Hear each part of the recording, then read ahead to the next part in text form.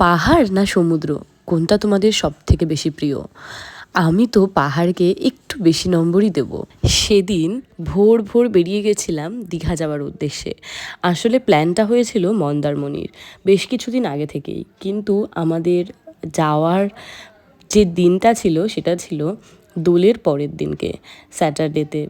এইবার মন্দারমণিতে কোনো হোটেলই অ্যাভেলেবেল পাচ্ছিলাম না, যেটা পাচ্ছিলাম পার হোটেল পার নাইট 10K-র উপরে, মানে 10,000 টাকা থেকে হয়তো স্টার্টিং। তার জন্য আমরা প্ল্যানটা ক্যান্সেল করে দীঘা যাওয়ারই স্থির করি।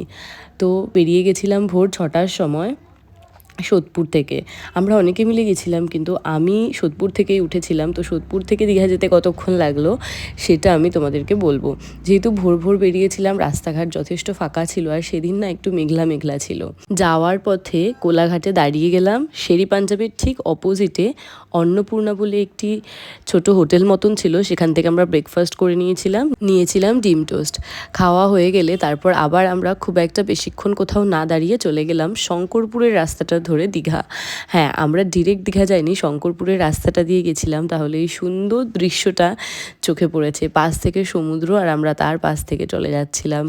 তো এই জায়গাটা দেখে খুবই এক্সাইটেড হয়ে গেছিলাম। একদম পৌঁছে গেছি, তো কতক্ষণে নামবো আর সমুদ্রের জলকে একটু স্পর্শ করব এটাই ততক্ষণ ভাবছিলাম। বাট আমাদের পৌঁছোতে আরেকটু টাইম লেগেছে, মোটামুটি শঙ্করপুরের রাস্তাটা থেকে 10-15 মিনিট। এই ওড়িশা বর্ডারটা আমাদের ক্রস করতে হয়েছে, যেহেতু আমরা অন্য রুট দিয়ে ঢুকেছিলাম নিউ দীঘাতে।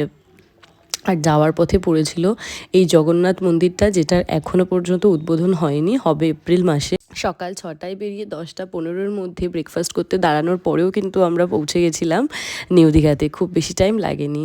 চলো, হোটেলের ভিডিও আসছে পরের পার্টে। বাই।